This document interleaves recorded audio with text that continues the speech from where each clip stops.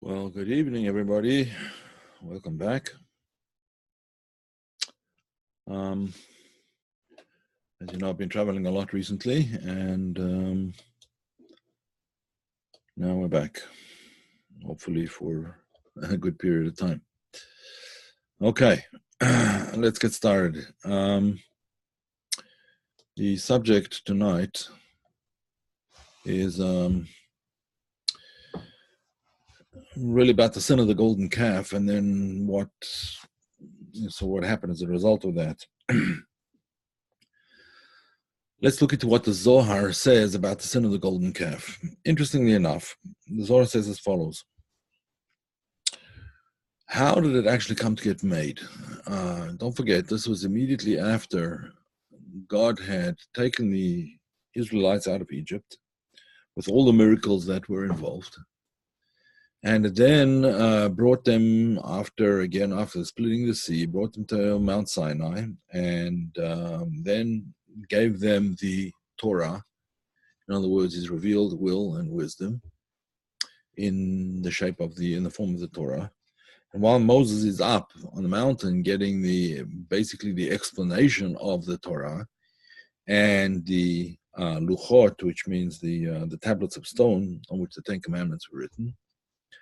So there were a group of people, and certainly not all of the people, in total 3,000 of them, who were involved in idol worship, in making this golden calf. Question is, how did it happen? Like, why? What was the procedure? So says the Zohar, an interesting idea, that two of the sons of Bilam, or you may know him better as Bilam. Two of his sons were amongst those people who left Egypt. In fact, all the Khartoumim are the magicians and wizards and sorcerers that initially were able to replicate the miracles that Moses did. They were the first couple that were able to replicate. And amongst those sorcerers were two of the sons of Bilam, who was one of the advisors to Pharaoh. Well, after all the miracles happened and they found that they could not replicate the rest of them, and certainly were not able to even prevent these miracles from happening, the 10 plagues from happening. So these magicians and sorcerers came to Moses and they said, "We want to join you. We want to be part of your group, part of your people." And Moses was hesitant at first, but he said, okay. And then God tells him, no, don't accept them. Moses argues, but once they've seen the light, then we should accept them. In any event, once they'd received the Torah, this group of people, not a small group, but a fairly substantial group of sorcerers, and they drew others into their group, were the ones that actually made the golden calf. Moses was not in the camp at the time. He was up on the mountain receiving the Torah, as we said, receiving the tablets. They went to Aaron instead. And they said to Aaron, make for us a leader that we can follow. Now, what was Aaron's thought? What was his thought process? According to the Zohar, Aaron felt that these people who had come to join the Jewish people were not sincere, or they certainly weren't educated in the ways of the Torah, and he felt that they weren't really sincere. When they came to ask for to make a leader, because the idea was that Moses had died on the mountain because it was already the time that he was supposed to come down by. And there was an assumption, a belief that he died on the mountain. and that now there was no leadership. There was a lack of a leader. So they said to Aaron, make us a leader who we can follow. Now, the kind of leader that they could follow, these people, they're called the Erev Rav. Erev Rav means the mixed multitude. But in various cases, the Zohar points out, in various places, in various verses, the Erev Rav, this mixed multitude, is called in the singular form. Why is it mentioned in the singular? So says the Zohar, because this was one group of people, all homogeneous, all from Egypt, all with the same plan. All of them were sorcerers, wizards. And what they wanted to do is learn how Moses was able to do what they thought was sorcery to the extent that he was able to do it. The truth is, it wasn't sorcery. It was God doing these miracles. It wasn't his sorcery. Yes, he was the agent through which it was done, but it wasn't his doing as such. In any event, Aaron began to suspect, or some time back already, Aaron began to suspect that these people were insincere. And when they came to ask him, make us a God to go before us, make us a leader to go before us, really they said the word, make us a God to go before us, he came to the conclusion that they weren't sincere, and therefore he decided that he was actually going to make something that would make a distinction between those who were sincerely faithful to God and those who weren't. In any event, this terrible, terrible event, tragedy took place, and the worship of the golden calf, as Moses comes down the mountain and he sees them dancing around this golden calf, and in a state of, I guess you could say, ecstasy. He tries to reason with them. They're not here. They don't hear anything, and he breaks the tablets that he was carrying. Then he goes up the mountain again to ask forgiveness for the people, and for God to once again give these tablets of stone, to give the Ten Commandments. So eventually he gets the Ten Commandments again, and then brings them to the Jewish people. And the Ten Commandments, together with the broken Ten Commandments, were placed in the Aron, in the box, I guess you would say, which was made specifically for the luchos, for these two tablets of stone. Okay, that's basically the story. But there's a lot more to it than meets the eye. And the more to it is what's really the interesting part.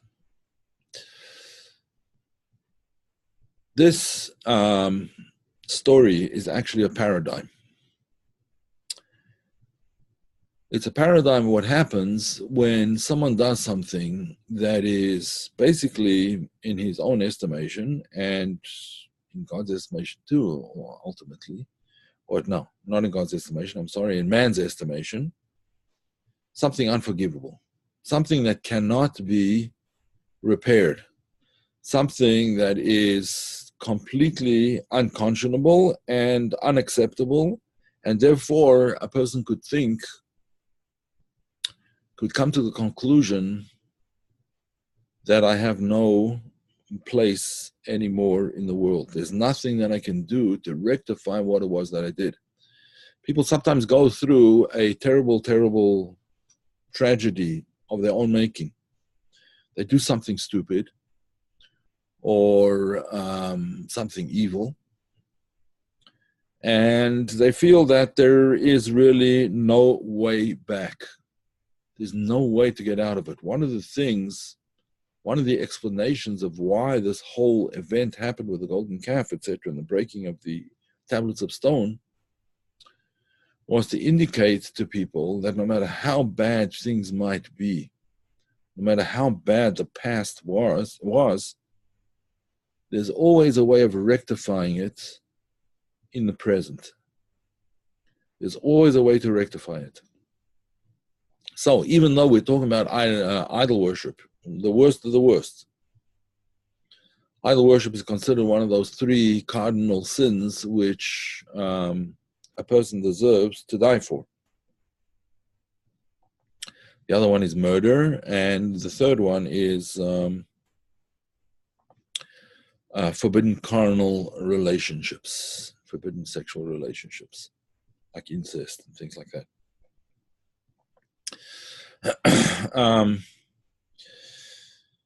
So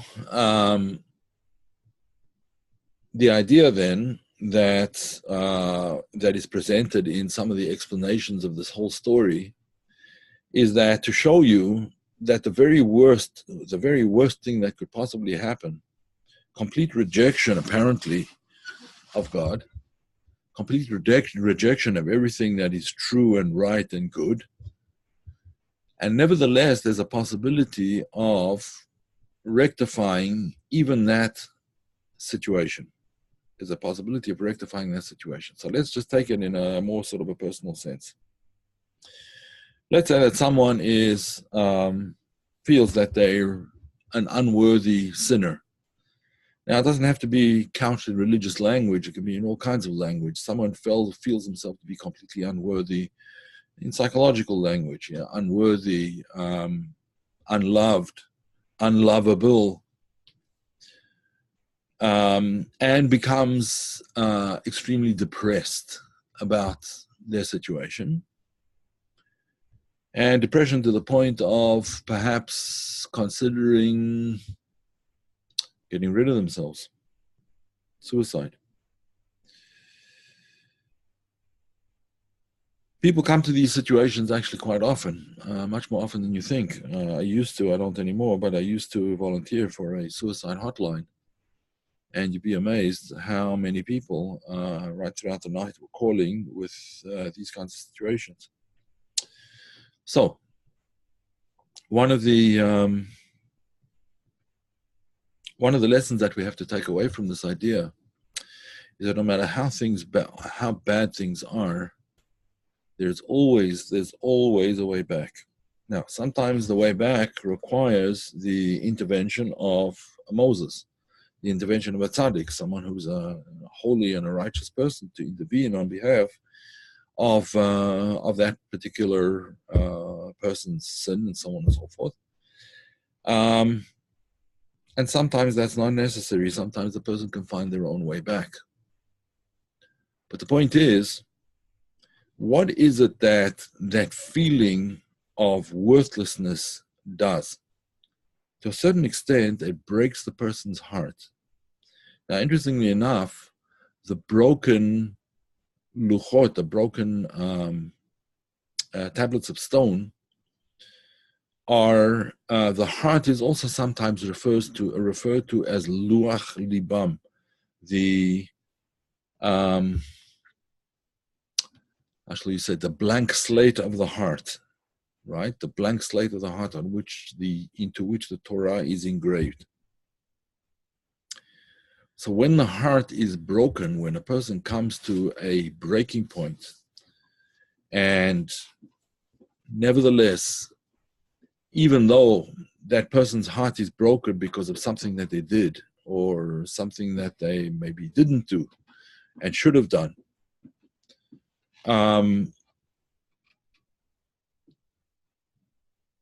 that negative energy, that negative feeling about oneself can be used in a positive way. How does one use it in a positive way? By coming to the realization that if my heart is broken,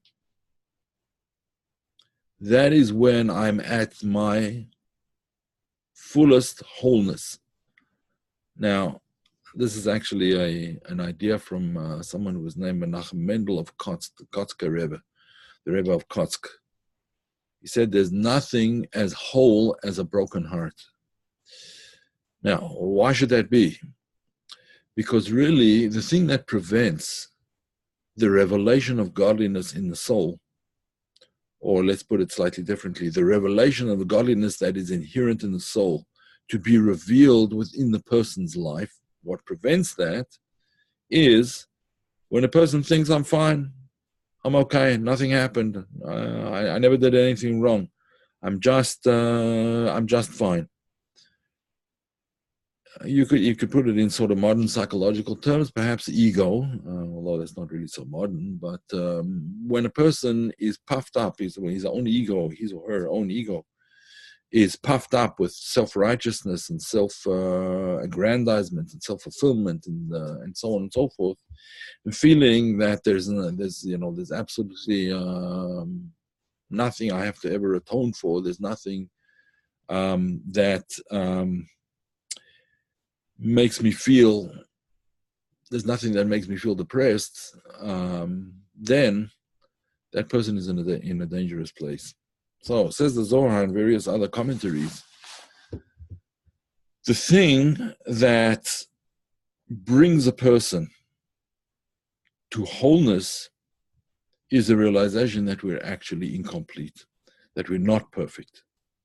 That realization of our own imperfections, our own human imperfections, the admission that we're imperfect, the acknowledgement that we're imperfect, the awareness that even though we are imperfect and even though perhaps we're like a broken vessel, nevertheless, we can be put together again, or we can put ourselves together again, and we can reflect that light that is contained in the tablets. The broken tablets and the whole tablets were put together in the Aron, in the ark, in a container that held them, the ark. Both of them were there together to remind us that out of brokenness comes wholeness, but there's a different aspect to the wholeness that comes after brokenness than before. After Moses breaks the tablet, God tells him to go and hew stone for himself.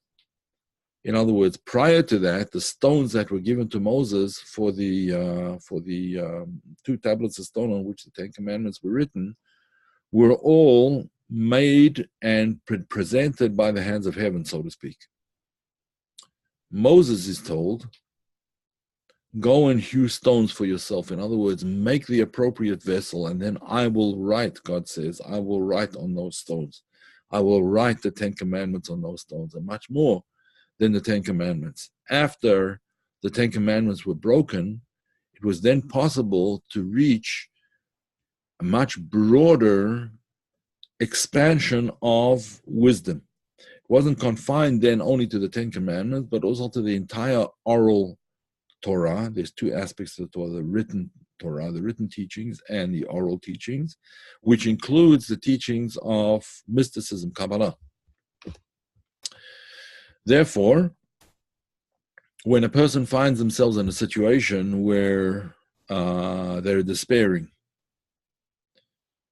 because of something they did, something they didn't do, or for whatever reasons, whatever circumstances, take that brokenness of spirit, that broken-hearted attitude,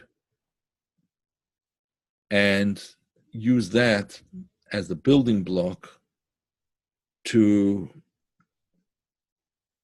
come to a higher spiritual level, to come to God with a broken heart, with humility, with a level of lack of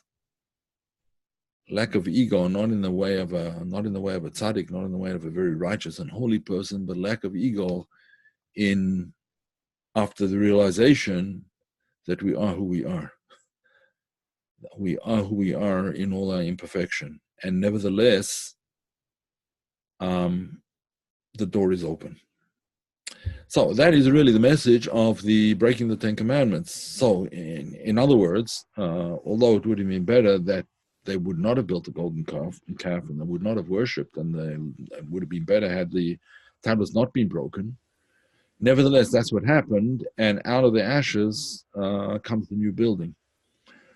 And that is essentially the message of this week's Torah reading, and that's why it starts off with the words Ki tisa et rosh bnei Yisrael, when you raise up, when you lift up the heads of Bnei Yisrael. What it really means, practically speaking, is they have to be counted. There was a census. But the idea in a more spiritual sense is, how do you lift up a person's head when his head is hanging in shame? So you lifted their head up by showing the person that even the shame that a person feels, the negative way he or she feels about themselves, is actually the first step in rebuilding. And that is the message of this week's teaching. Are there any questions? What's the definition of rectify? Does it mean the broken act disappears? No, the broken act doesn't disappear. Does the actor return to wholeness? Yes. Does it require more than acknowledgement? Yes, it does require more than acknowledgement. A very good point, Annie. It does require more than acknowledgement. It requires action. Acknowledgement is only the first step. It's only the, let's say, in the 12 steps, I think one of the first steps, if I'm not mistaken, I don't remember them clearly, but one of the first steps is acknowledgement of where I'm at, what's been happening. And acknowledgement means that you recognize it for what it is. You don't make excuses for it, but you do what needs to be done to rectify. I just heard a story the other day about a person who was actually convicted of murder. And it was some act that was done in anger when the person was much younger. And one can do reckless and stupid things when one is young. And this person decided that that's not who he wants to be. He doesn't want to be a murderer, although the act already happened. And this person made a very, very firm decision from then on that he was going to learn how to control himself, and not only learn how to control himself, which would just be to, sort of rectify the negative side of it, but he was going to do everything that he could possibly do to help other people in whatever situation they were. So he was in prison, but he helped other prisoners, and turned into a model prisoner, and became someone who other people actually looked up to. It's always possible to make amends as far as possible. I mean, you can't undo a person can't undo a murder, obviously, but nevertheless, there's many things that can be done. How long does it take? It's difficult to know how long it takes, because I don't think there's any one period of time that covers all situations. You will know when the issue is rectified when you have managed to change your personality sufficiently that it has become second nature to you to do the opposite of what it was that you used to do. I don't want to say you, that the person used to do. In other words, let's say the person is a thief. When it's become second nature to not even borrow things without asking, or to go even further, never to even borrow anything, that is a sign that one has rectified the situation. In other words, when it becomes second nature to the person never to do what it was that led them down that negative path. So rectify means not only to withhold or to not do the thing again, but rectify means to do whatever is necessary to bring the opposite into the world. So therefore, let's say, for example, someone stole something. Let's say, for example. Okay, so someone stole. Now I'll give you a good example. I actually had a student that this happened to once upon a time. He was very contrite about it, but he was very young when it happened. He was maybe 15 when he and a friend decided they were going to make a pipe bomb. Of all things, they made it out of matches. I don't know. They found some instructions somewhere how to make a pipe bomb. So they made this pipe bomb, and they put it under a car. And they put it in such a way that when the car reversed, to get out of the parking place or whatever, the bomb actually exploded. Now, thank God nobody was hurt, but they certainly got a fright. And the car was the car went and caught on fire, and it was a disaster. I mean, this was something that silly boys did when they were 15 years old. This boy was not religious when when he did such a thing. And it was only later on, when he was like 19 or 20, that he started really regretting what he did, and so on.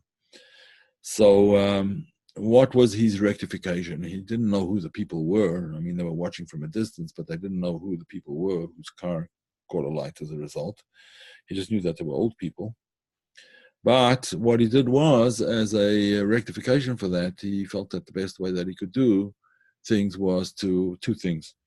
One, he gave a lot of money away to good causes, including firefighters, and he volunteered to visit people in hospital and comfort them in their pain, and so on and so forth.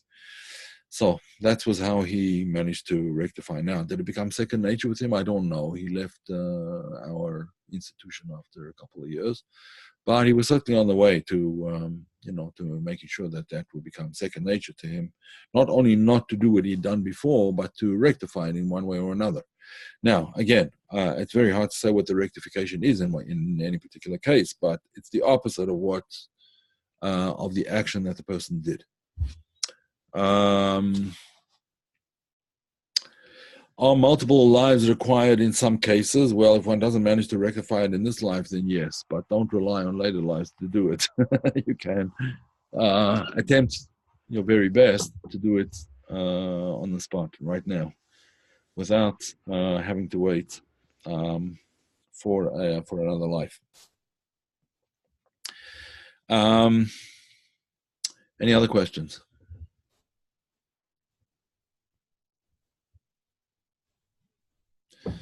All right, looks like that's it. We will end here. I think next week I am in town, and we will probably start talking about the holiday of Purim next week. Okay, all the best then, and see you all next time around.